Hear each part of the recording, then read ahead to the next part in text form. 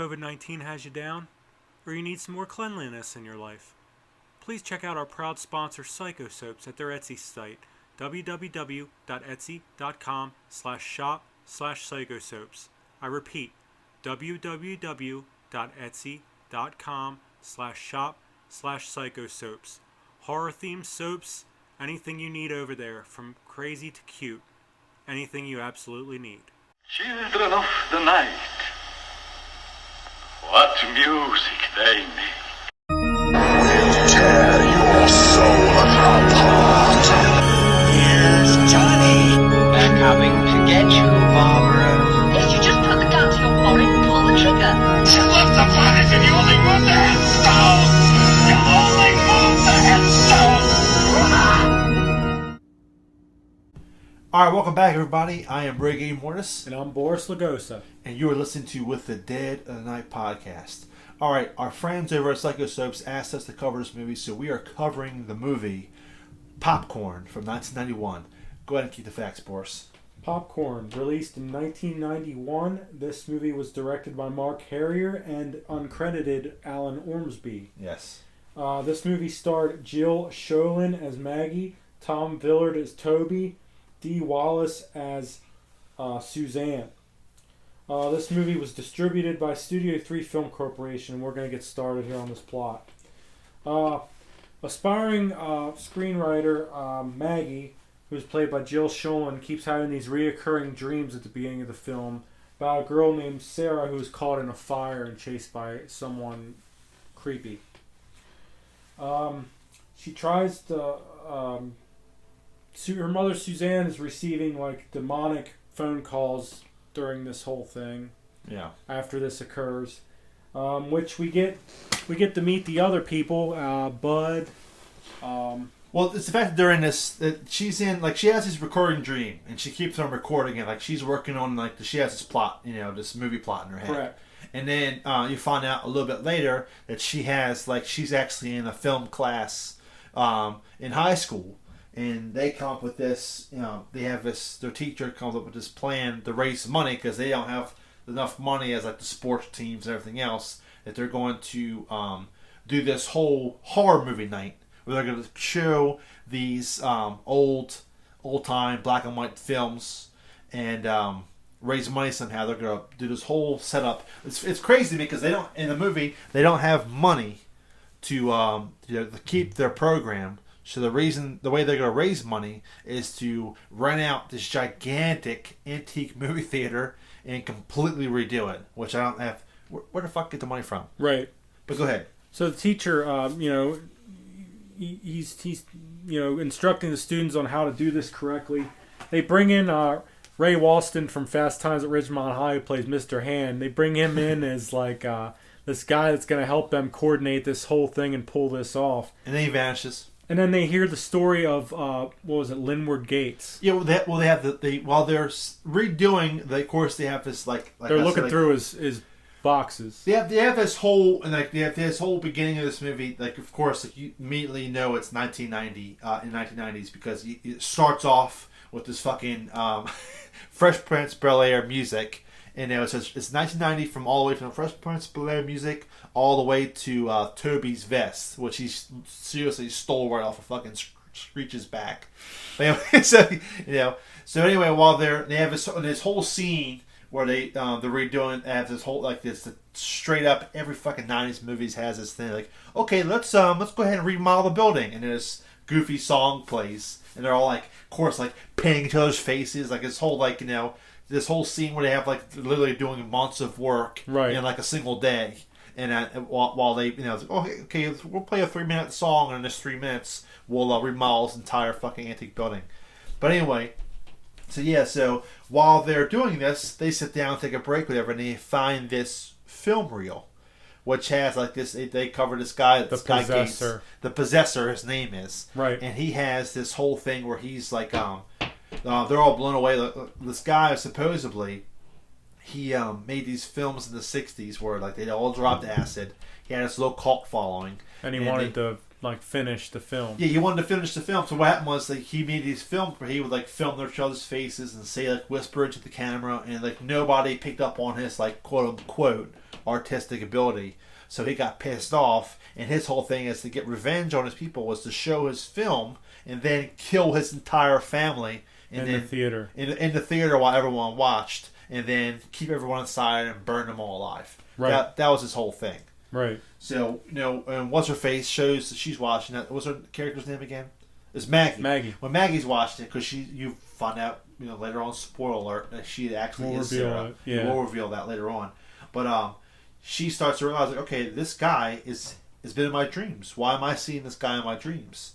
And then, of course, it starts to play off. You think the phone calls are actually coming from this Gates guy.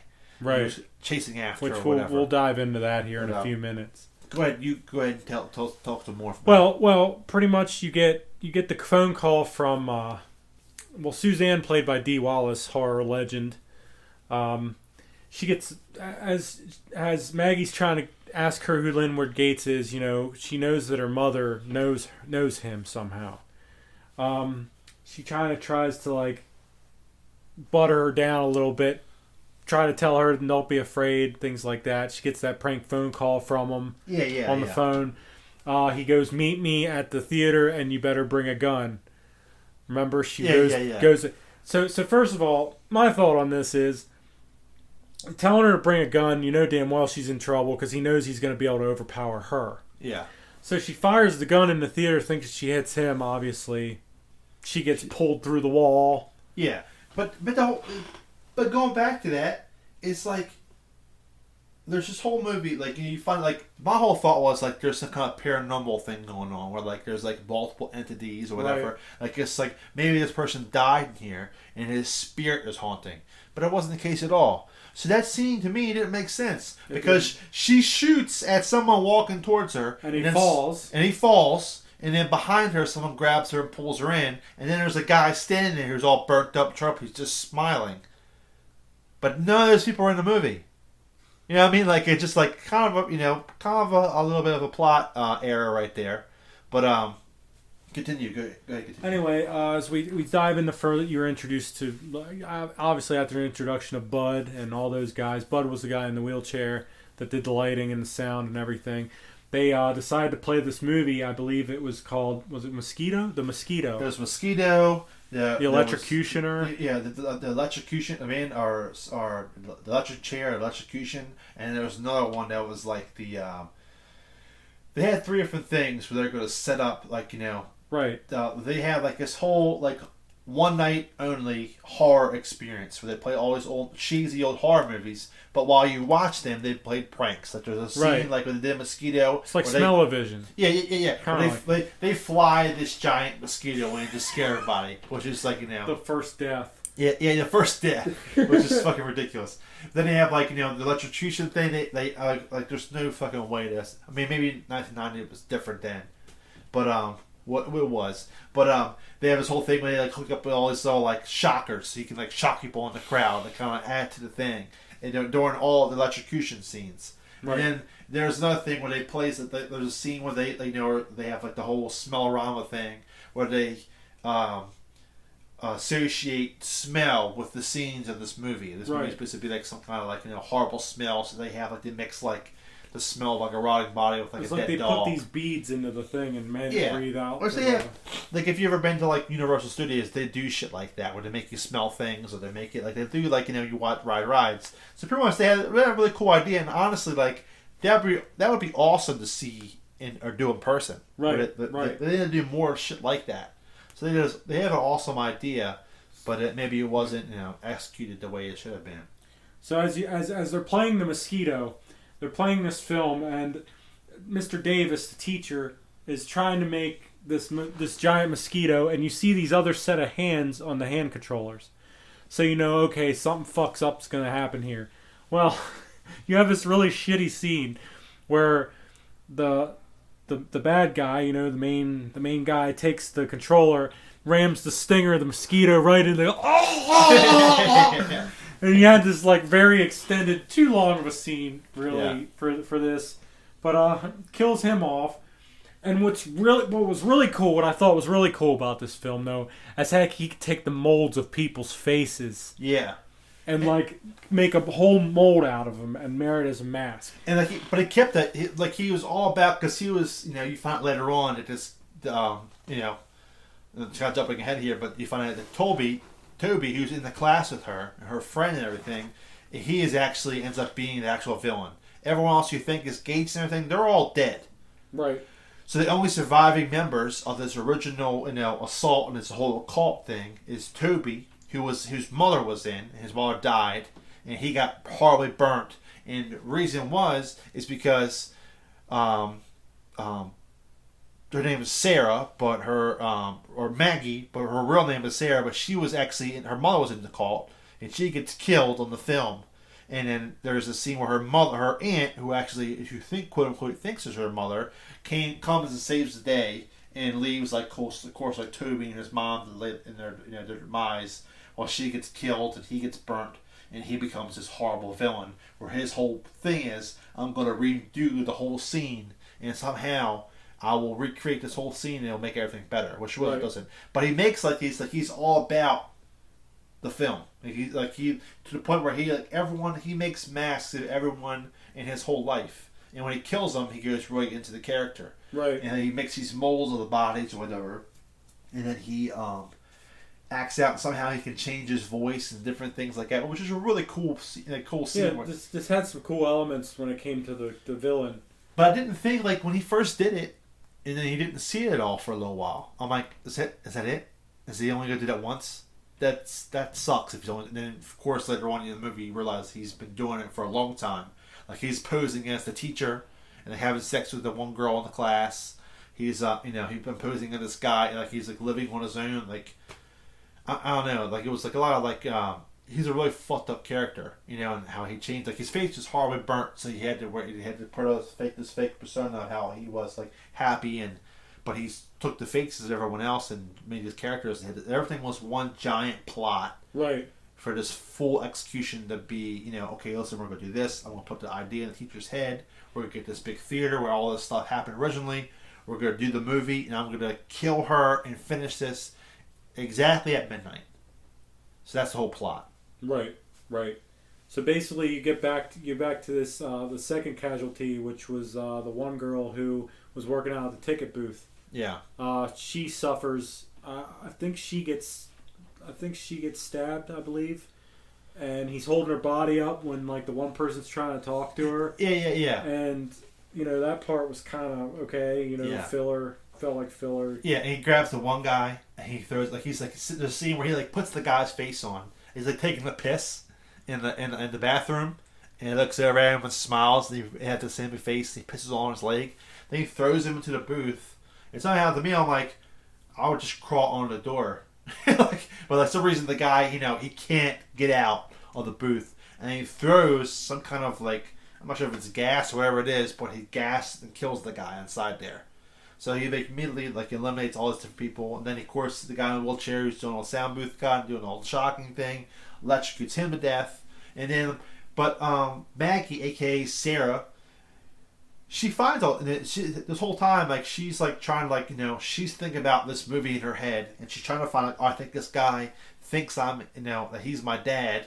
And he's trying to kill me. He's coming after me. He walks past her earlier in the film and says Sarah, and he recognizes it, which ends up being being Toby bullshitting her, setting up almost his plot to get in. She's thinking she has this whole thing.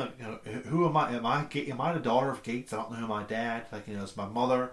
All these different things going through her head. And then by the whole time, she also has this boyfriend, who of course saves the day, but he's just typical. Dumbass. Yeah, it's just straight up typical 90s, 80s job don't let me fuck you. He's trying to bang her the whole time, but she's not putting out. Which I'm pretty sure even at the end, even when he saves the day, I'm pretty sure he still wasn't getting any ass.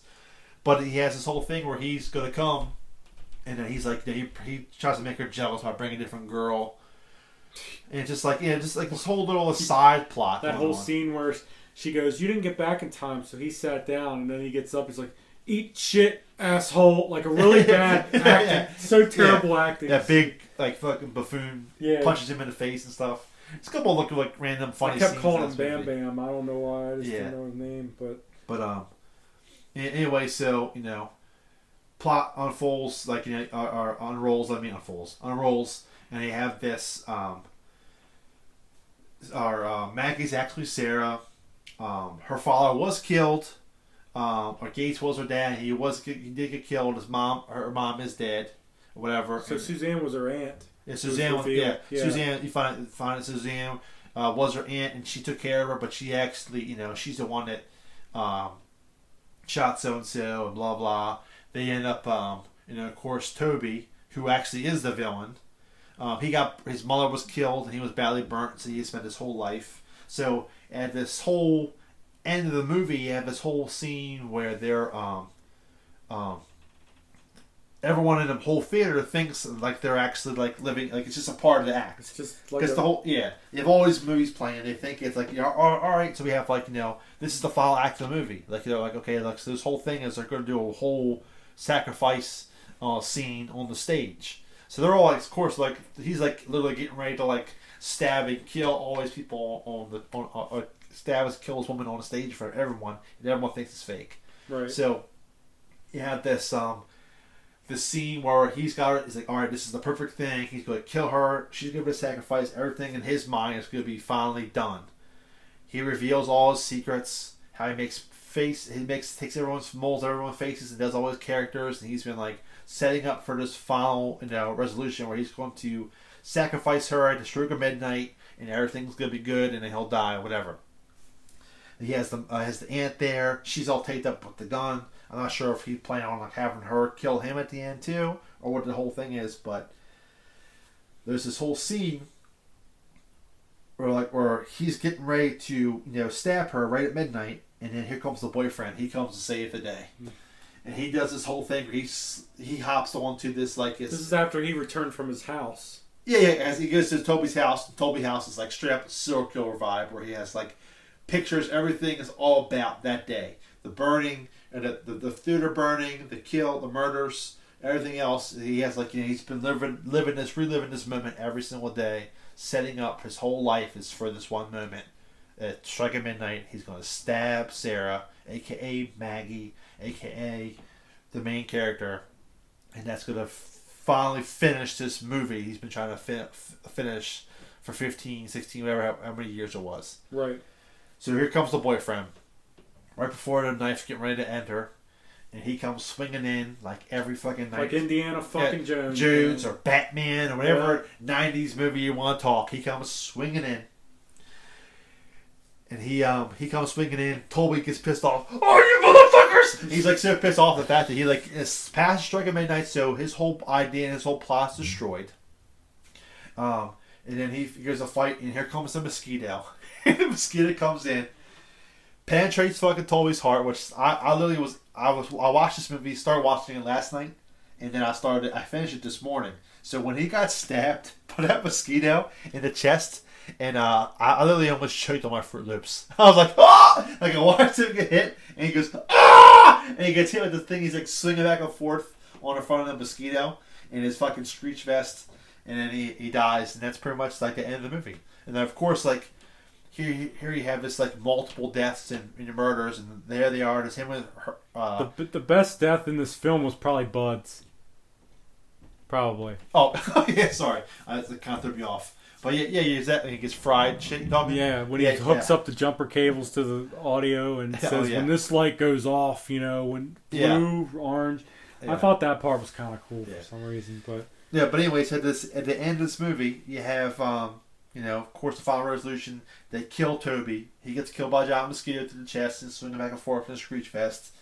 And they're all outside. The police come. They, you know, pull everyone out. And, like, they're just, like, peachy keen. Right. Oh, yeah, all my friends just got brutally murdered and everything. But everything's fine. Yeah, luckily we have each other, you know. It really had, like, this whole, like, made-for-TV vibe to me. Like it was an NBC movie from 1991. But it was definitely fun, you know, and it's definitely... it was a fun flick. I thought that this film was, this film was good for what it was. I thought I enjoyed it. I enjoyed the watch. I didn't get bored at all. I thought it was pretty... Yeah. It had a good bit of action in it. It's definitely entertaining. It's definitely like a very original plot. Yeah. You know, to have this whole idea. And like, what's his face? Ormsby. He's... I don't know what the hell his vibe is with this whole... let's make a movie about people making a movie. You know, like you talk about like children shouldn't play with dead things. It's almost like have the same thing where they're going to make this movie, but you know, of course, Clark. This is like this is our third movie we've done. That's been Clark. It's been helped Bob produce. Clark Bob and- Clark's helped produced it. You know, and then yeah. So it definitely like you can't go originality's all there. You know, which is really cool. And it's really cool. I think it just something to do with the '90s, man. And It's Right. like, yeah, '80s was cheesy, but you had like all these like you're talking like, some of the most iconic characters came out of that time period. Where '90s was kind of like you get past all these like crazy, but then you have like, of course they had like your fair share of like epic movies that came out of that. But then at the same time, like you kind of get lost. And the cheesiness of like the '90s, I do love like the end. The movie has the hip hop song plays. Yeah. Like I love when movies have like this original soundtrack where like if someone wrote music exactly for that. Right. You know, maybe think of like the Fat Boys when they played the Freddy Krueger song and shit like that. Oh yeah. It gave me that vibe at the end. Yeah, it's definitely an enjoyable film, though, and I hope that you guys, before if you have viewed this film before you watched our reviews, you enjoyed it as well. Feel free to comment on what you thought. But it was enjoyable. I liked it. I mean, I could watch it again. I could sit one afternoon if I'm bored out of my mind, watch it again. Wouldn't have an issue with it. Yeah. And as we get back to normalcy here with us filming together, the rust will subside. We apologize if it was a little rust. But it's been a while since we were together because of this COVID-19 pandemic. Yeah, so we'll go ahead and get through it. But listen, if you've watched this on YouTube, make sure you hit that like and subscribe button. We could use the likes, we could use the subscriptions. Also, if you're listening to us on Spotify, we're getting ready to be also on Google Play. We're also going to be on iTunes, aka Apple Podcasts, and some other avenues coming up as well. So anyway, I'm Ricky Mortis. And I'm Boris Lagosa. And you've been listening to With Dead Night Podcast, and this is the movie Popcorn. We hope you liked it. All right, guys, we'll see you next week. Later.